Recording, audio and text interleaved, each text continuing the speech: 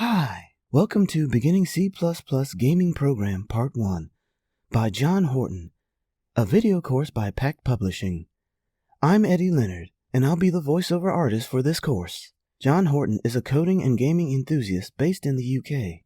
He has passion for writing apps, games, books, and blog articles about programming, especially for beginners. He is the founder of Game Code School, which is dedicated to helping complete beginners start coding using the language and platform that are best for them. He has authored many technological books, most recently these. This course is about learning C++ programming the fun way. Starting from zero experience, you will learn the basics of C++, such as variables and loops, through to advanced topics, such as inheritance and polymorphism. Everything you learn will be put into practice by building fully playable games. These are our 3 projects: Timber, Zombie Arena, and Thomas Was Late.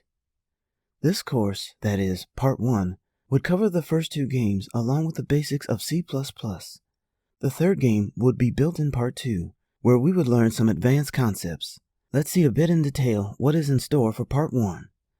Section 1 is quite a hefty one, but we will learn absolutely everything we need in order to have the first part of our first game up and running, be it installing Visual Studio, adding project assets, or drawing the game background.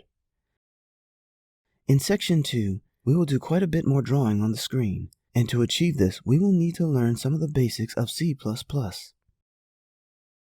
Third section will guide how to manipulate text and display it on the screen, and how a visual time bar can inform the player and create a sense of urgency in the game. Section 4 has all the fundamental concepts of C++ that will move our understanding on enormously. We will then use everything we know to make the main game mechanic, the 3 branches, move.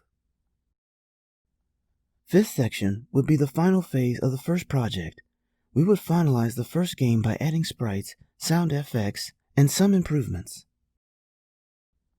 Section 6 has a fair amount of theory, but the theory will give us knowledge to start using OOP, that is, object-oriented programming. We would plan our next game project and put the player class to work.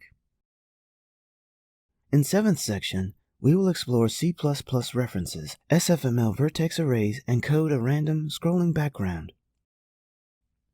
Section 8 would help us learning about pointers, STL, and editing some existing code to use the texture holder class for the player and background.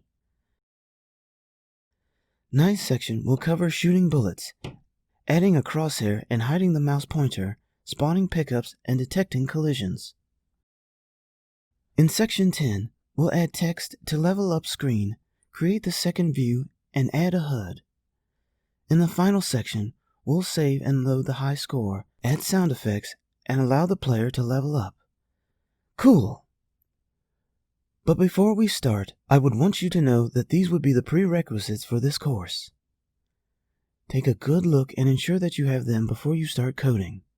All the software used in this course is free.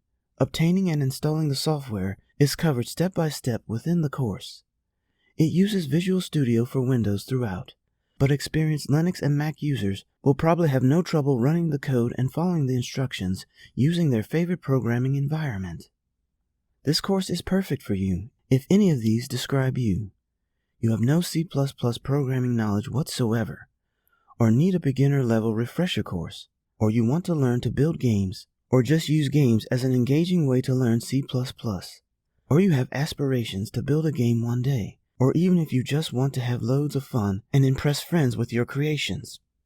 It'll help you learn C++ in a fun way. So, let's begin this journey together, and I hope to see you there.